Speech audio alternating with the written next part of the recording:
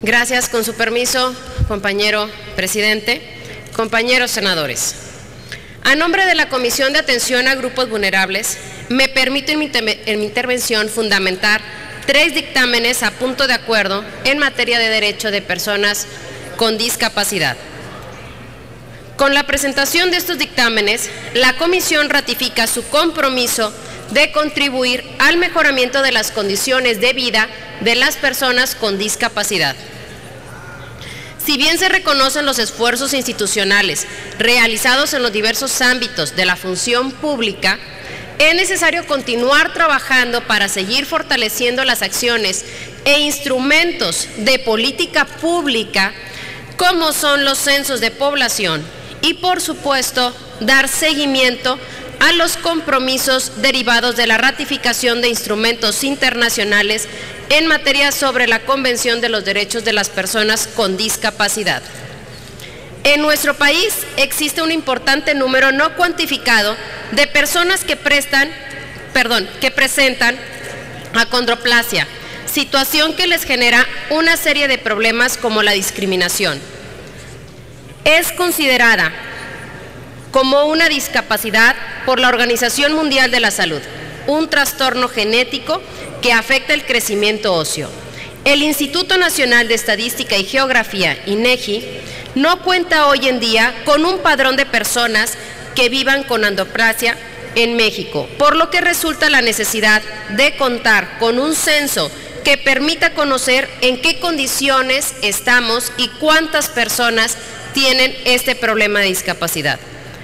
Por su parte, durante el primer Foro Nacional de Personas de Talla Pequeña, organizado por las organizaciones de la sociedad civil, se dio a conocer que existen entre 10,000 y 15,000 mexicanos con este trastorno. La falta de certidumbre es el número de personas de talla pequeña que habitan en nuestro país. Hace que se dificulte conocer la realidad de vulnerabilidad que enfrentan, así como estar en condiciones de diseñar también las estrategias y mecanismos necesarios para impulsar su desarrollo y atender de manera debida su inclusión en nuestra sociedad. En tal virtud,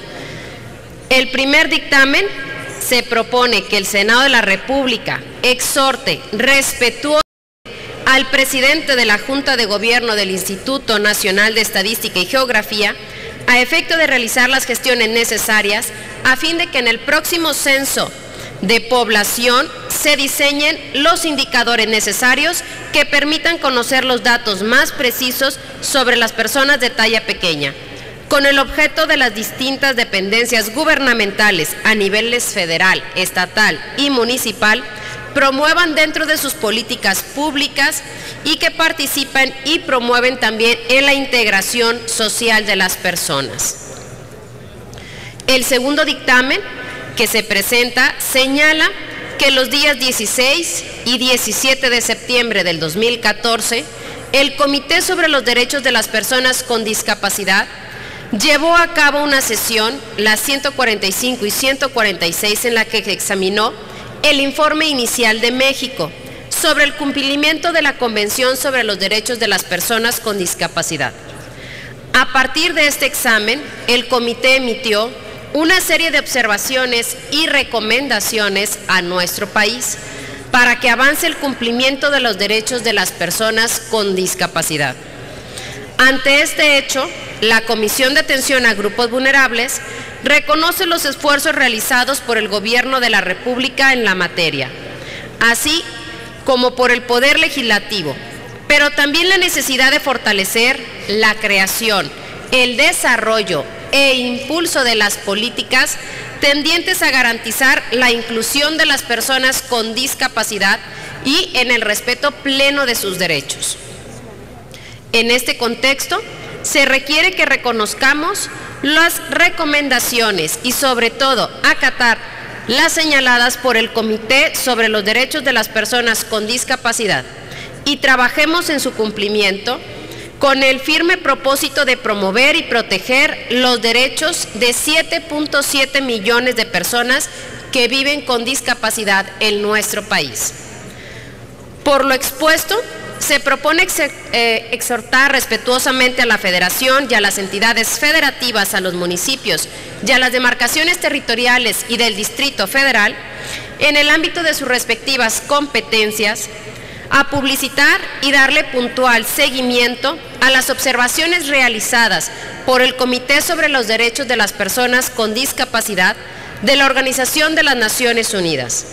en el marco del informe inicial de México respecto del cumplimiento de la Convención sobre los Derechos de las Personas con Discapacidad.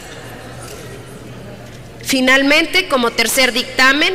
cabe recordar que el juicio de interdicción es un procedimiento por medio del cual se protege legalmente a las personas afectadas por alguna incapacidad a través de la figura de un tutor que representa legalmente sus intereses, así como la figura de un curador, quien es el encargado de vigilar el desempeño del tutor. Sin embargo, es necesario señalar que la mayoría de las entidades federativas, la interdicción se interpreta como una declaración genérica, cerrada y aplicable por igual para todo tipo de discapacidad, sin tomar en cuenta las diferencias que existen entre cada una de ellas. Considerando que las inconsistencias en la armonización de los códigos civiles y en los códigos de procedimientos civiles de cada uno de los estados con los tratados internacionales se tienen que radicar en dichos códigos y sobre todo que se refiere a las personas con discapacidad, con un término internacionalmente aceptado como lo es el que maneja la Convención sobre los Derechos de las Personas con Discapacidad. Así, la discapacidad no puede ser entendida como una carencia, sino como un límite o restricción a la aptitud del ejercicio. No puede prevenir una falta de aptitud legal o una falta de madurez, para que exigir sobre todo un derecho y poder proteger las obligaciones y cumplirlas. Ejemplo de esta falta de armonización referida es en las legislaciones civiles de los estados de Baja California Sur, Chiapas, Coahuila, Durango, Estado de México, Guerrero, Nayarit, Oaxaca, Querétaro y Tabasco. Señalan que tienen incapacidad legal los mayores de edad y sobre todo también señalar estos señalamientos hacia los estados. Por lo tanto, el juicio de interdicción es considerado como un ajuste razonable, relacionado con el pleno reconocimiento de los derechos fundamentales, tales como la personalidad jurídica, el respeto a la dignidad, con independencia de cualquier diversidad funcional, la igualdad, la libertad personal, la inclusión social, la no discriminación y la accesibilidad universal en actividades económicas, políticas, sociales y culturales. Por lo anteriormente, les solicito en este punto de acuerdo que se propone exhortar respetuosamente a los congresos de las entidades federativas y a la Asamblea Legislativa del Distrito Federal para que realicen las modificaciones legales pertinentes con el objeto de armonizar su legislación civil con los tratados internacionales suscritos por el Estado mexicano en materia de derechos de las personas con discapacidad. Les pido su voto a favor de estos 3 dictámenes. Muchísimas gracias, compañero presidente. Gracias. Gracias a usted, senadora. Tiene el uso de la palabra la senadora Hilda Estela Flores Escalera para presentar también los dictámenes correspondientes. Tiene usted el uso de la palabra, distinguida senadora Flores Escalera. Gracias, querido presidente. Muy buenas tardes, estimadas senadoras y senadores. Efectivamente, quiero pedir su atención y sobre todo su respaldo, porque en este momento quiero, en mi intervención, fundamentar 7 dictámenes a puntos de acuerdo de la Comisión de Atención a Grupos Vulnerables y que, por supuesto, a partir de ello, pues estaríamos solicitando su respaldo en cada uno de ellos. Son 7 dictámenes de los que estaré hablando en su fundamentación, 5 en materia de derechos humanos de las personas adultas mayores, 1 en materia de derechos de las personas con discapacidad y 1 más de derechos de niñas, niños y adolescentes. El 25 de julio del 2002 se publicó en el Diario Oficial de la Federación la Ley de los Derechos de las Personas Adultas Mayores, la cual tiene por objeto garantizar el ejercicio de los derechos de las personas adultas mayores en nuestro país, así como establecer las bases y disposiciones para su cumplimiento. Esta legislación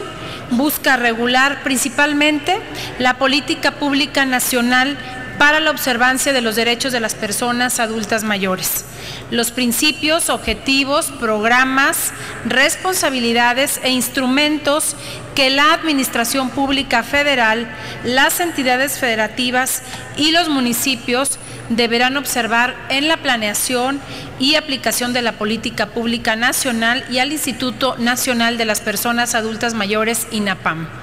Sin embargo, el día de hoy no se cuenta con el reglamento de la Ley de los Derechos de las Personas Adultas Mayores, que vendría a sumar a favor de la política pública nacional para la observancia de los derechos de las personas adultas mayores, y con ello perfeccionar los alcances de los principios, objetivos, programas, responsabilidades e instrumentos que la Administración Pública Federal, las entidades federativas y los municipios que se deberán observar en la planeación y aplicación de la política pública nacional bajo la coordinación del INAPAM. En virtud de ello, se propone exhortar respetuosamente a este instituto para informar a esta Cámara de Senadores sobre el estado que guarda el reglamento de la Ley de los Derechos de las Personas Adultas Mayores. Para efectos del segundo dictamen, es preciso señalar que, de acuerdo con la fracción 11ª del artículo 28 de la Ley de los Derechos de las Personas Adultas Mayores, se establece que el INAPAM tiene, entre otras, la atribución de promover que la prestación de los servicios y atención que se brinde a las personas adultas mayores en las instituciones, casas hogar, albergues, residencias de día o cualquier otro centro de atención se realice con calidad y cumplan con metas para su desarrollo humano integral. En la actualidad, no se cuenta con un registro de centros de atención a personas adultas mayores, y lo más cercano al padrón lo da el Instituto Nacional de Geografía y Estadística, INEGI. Por otro lado, el Sistema Nacional para el Desarrollo Integral de la Familia, DIF, dio a conocer que el año 2010 había 744 establecimientos con una población de 17.938 adultos mayores. En este sentido, se considera necesario exhortar respetuosamente al INAPAM para que, en coordinación con las dependencias homólogas de las entidades federativas y del Distrito Federal, así como con las autoridades competentes, realice un registro de todas las instituciones, casas hogar, albergues, residencias de día o cualquier otro centro de atención públicas y privadas, donde se brinde asistencia a las personas adultas mayores con el objeto de tener certidumbre del número y la forma en que estas instituciones prestan sus servicios y operan en nuestro país.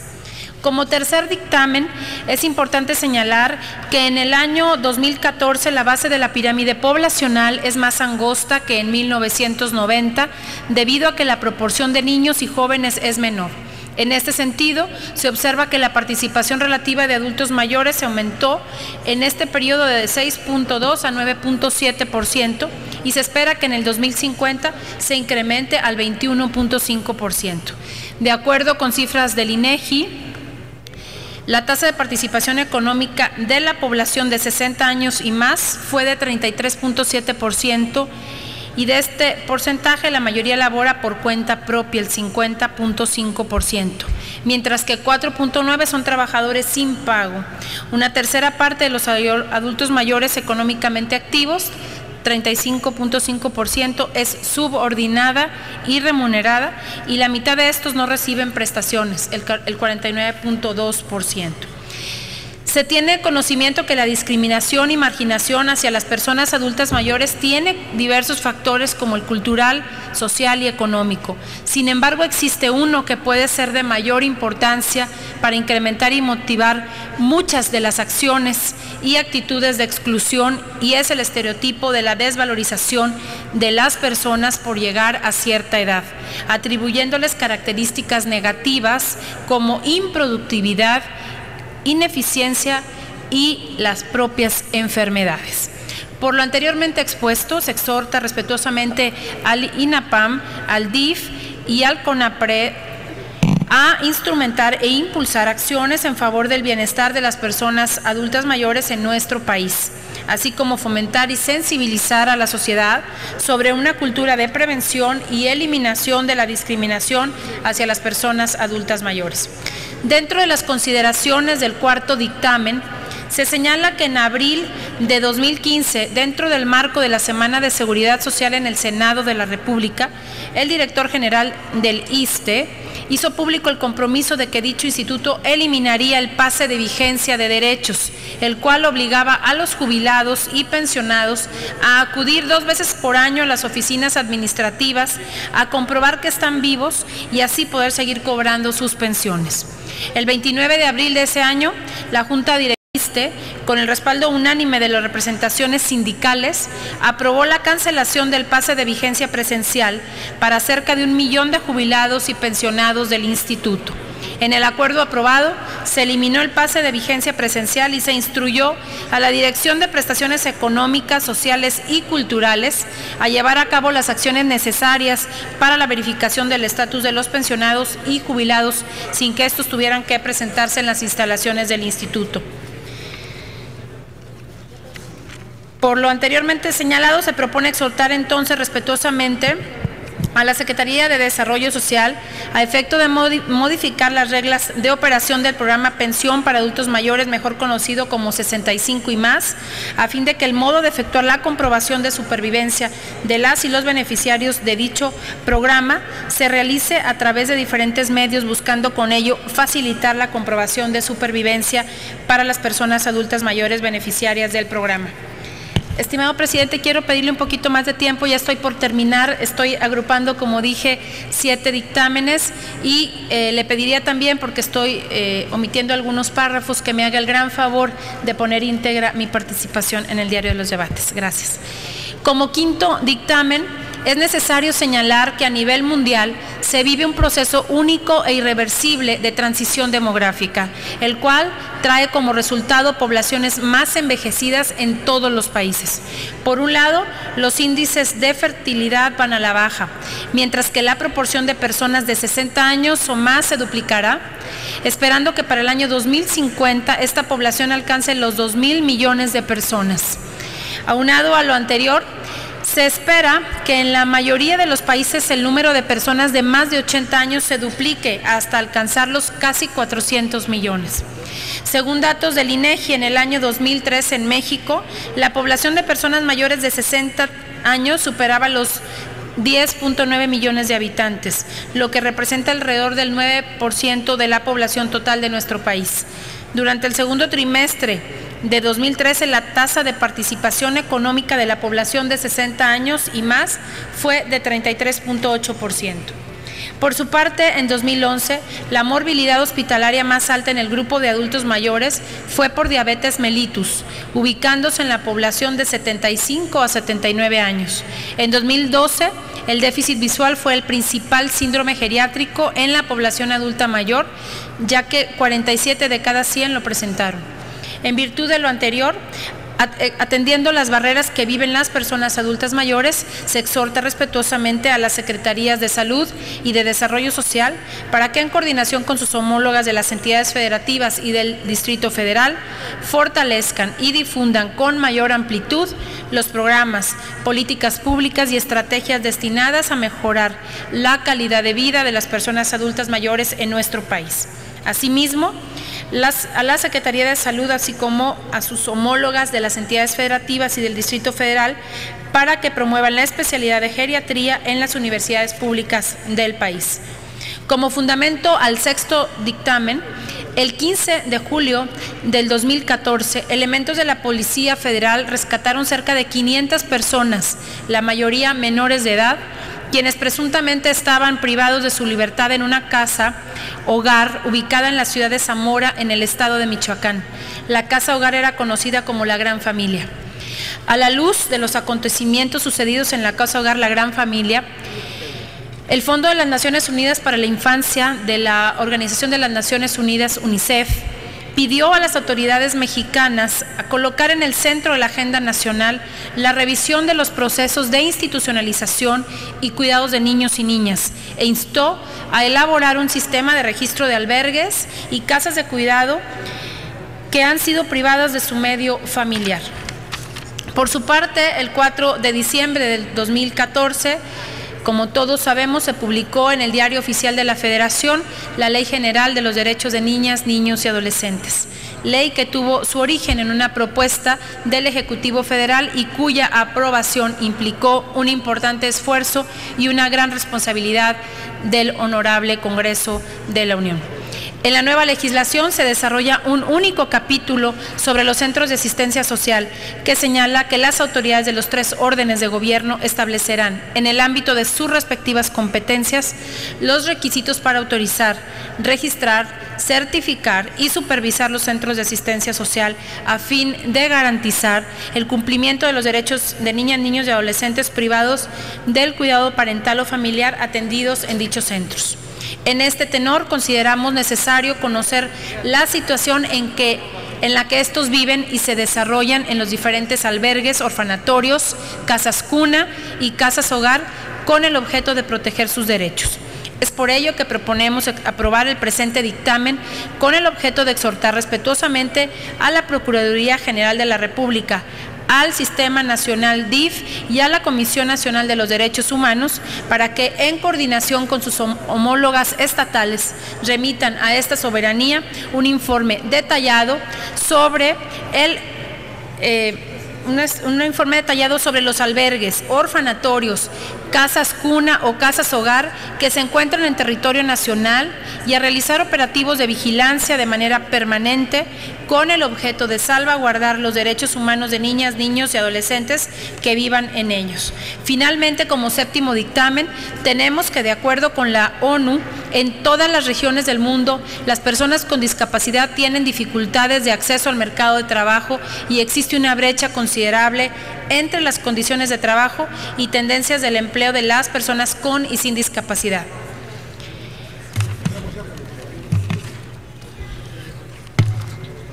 Según el informe del INEGI, las personas con discapacidad en México, una visión al 2010, la sociedad y el Estado mexicano han realizado esfuerzos para promover y mejorar las condiciones de las personas con discapacidad en materia laboral.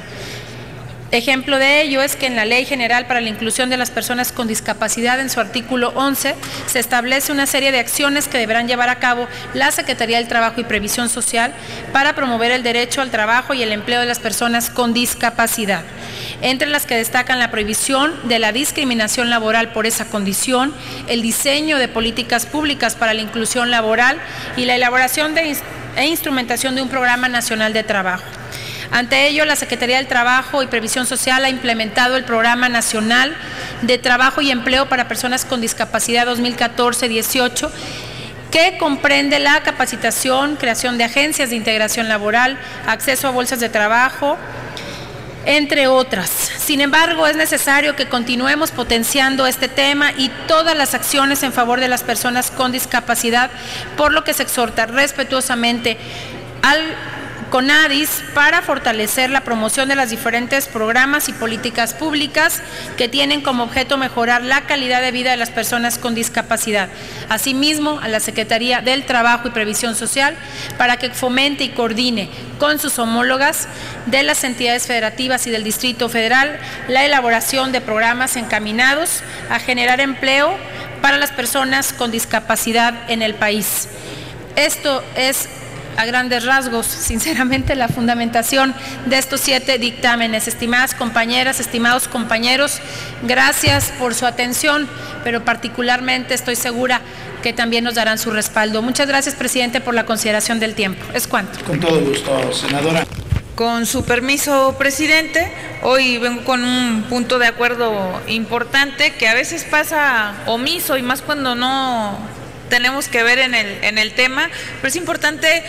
empezar a visibilizarlos. Nosotros empezamos, digo nosotros porque es un esfuerzo de varias senadoras,